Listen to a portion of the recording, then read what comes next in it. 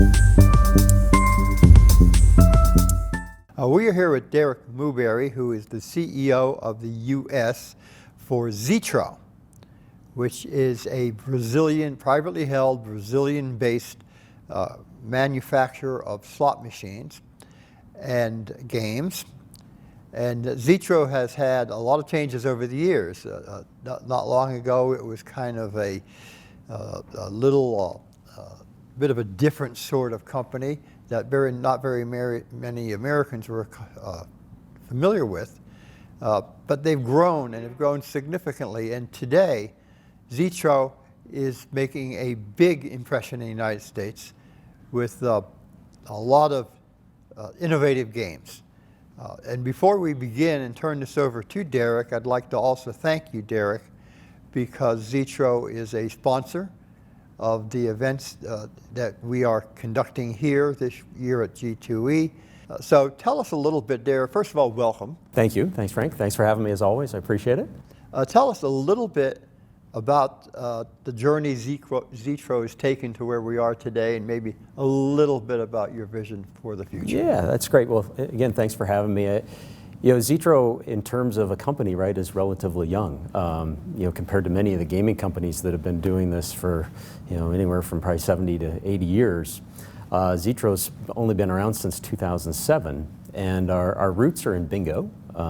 We started, obviously, our owner is Brazilian, was in the bingo market down there back when bingo was legal, and then the Brazilian market shut down many years ago. And we took our bingo products, though, to many of the other Latin countries. Mexico is really our largest base today. And that really took off, and that fueled the business for the company. We have very large positions, market-leading positions, really throughout all of Latin America. And then obviously in our home country of Spain, which is where we do the bulk of the majority of the development and the R&D as well. But the last few years, though, have really been about transition and growth. Our goal is to be viewed as a global gaming company. We don't want to be viewed just as a leader in Latin America. We want to be viewed as one of the large players on the global stage. And we've been putting actions in place to kind of lead to that. I was asked to join several years ago to help lead the United States effort. And in those couple years, we've had dramatic growth here in the United States, and we eventually look to get into Canada as well. In that same time frame, we've added Asia and some other markets throughout the EMEA as well. And so we're well on our way to really being a global gaming company. Yeah. You mentioned bingo origins, and I think for a lot of us, we remember when Zitro first appeared here, and it had kind of I don't know if clunky is the right word, maybe a little offbeat might be a better word, because it didn't come from American origins. It weren't exactly the kind of games we were accustomed to. But you guys have changed a lot in terms of your product offerings. And you've innovated quite a bit.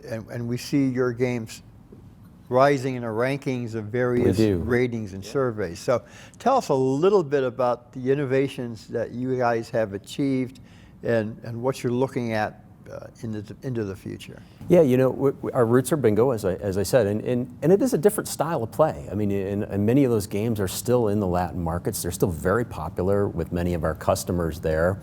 But we recognized in a lot of our core markets, probably about 7 years ago, that to be a global gaming supplier, you've got to do Class 3 slot machines. And we initially started that transition back in 2017 to get into Class 3 slots.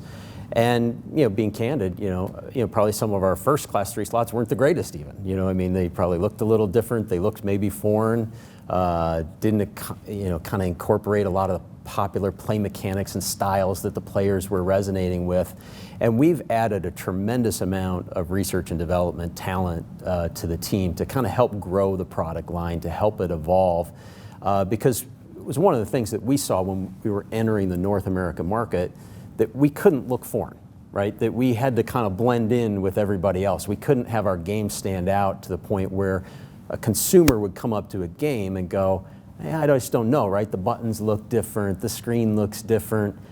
I don't feel comfortable playing it, right? Because we know players kind of have their ways, they kind of know what they like, and if you stray too far from the norm, you're likely not to gain that customer's attention. And so we've spent a lot of money into R&D, and as you point out, you see our games have kind of evolved. Our first ones many years ago in Class 3 were probably just okay.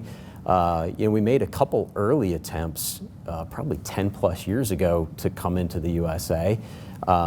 Those efforts weren't very fruitful, and I often sometimes say, right, sometimes success is really earned through failure, and that some of those early lessons we learned have really what's propelling us forward today.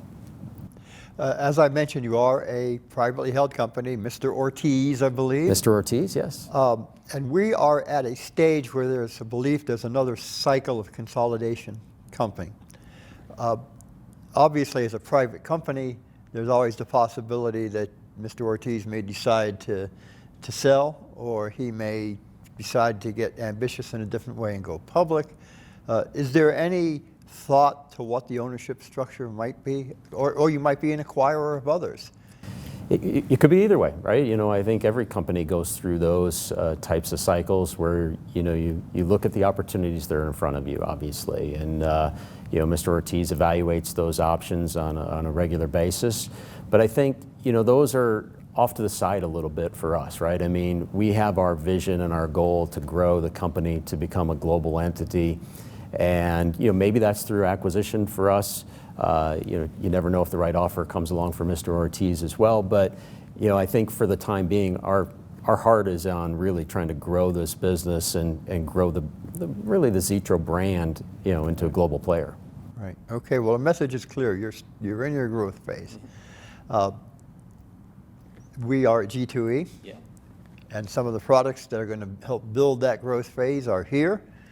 What are one or two of the products that are must-sees at your booth this year? Yeah, so this is really going to be our biggest and best booth yet. We even got a new location, so we're super excited about that. We're on the main aisle with all the other big suppliers now, so even that is kind of an evolving step for us in terms of just our marketing presence at the show. But the must-see, for us at this year's G2E is going to be our new concept cabinet. It's our biggest, it's our boldest, it's our brightest cabinet that we've launched yet. It will stand out to players, certainly on casino floors. It will stand out to casino operators when they come visit our booth.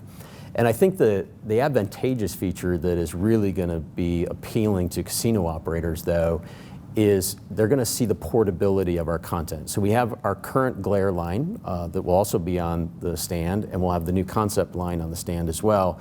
And operators will be able to see that games can actually move back and forth between the two lines. And so if you come to the booth and you see a brand new game and you're like, wow, that game is fantastic, I wish that would run on my existing glare cabinet, the answer to that's going to be, we can make that happen. And so it's a way for us to kind of help customers expand their Zitro product line, but also protect their investment in the cabinets they've already made with us. And I think that's going to be met with overwhelmingly positive response from casino operators, because these machines are expensive. It's a big piece of their investment into their operations, and they want to know that us as a supplier are helping protect that, obviously. And so we're super excited by that. There's going to be a whole host and array of new games as well. There's 3 that we're super excited about. We're looking forward to showing everybody. There'll be nearly 60 games in total on the stand, plus our digital offering. But the machines that we're most excited about, or the content we're most excited about, are a game called Legendary Sword, another one called Triple Term Journey, and another one called Wonder Dream. They use a lot of these common anticipated win elements to them. A lot of what we call our linking bonus features are enabled within them as well. A lot of the 3-pot features that you see that are common on a lot of these games. Again, as part of answering almost part of your previous question, it's about us trying to find play mechanics that I think will be understood in this marketplace and will help resonate with the players in the U.S. Okay, great. Well, Derik, that's a good overview. We look forward to seeing you upstairs. Well, it's great. Thank you much, Frank. Great to see you again.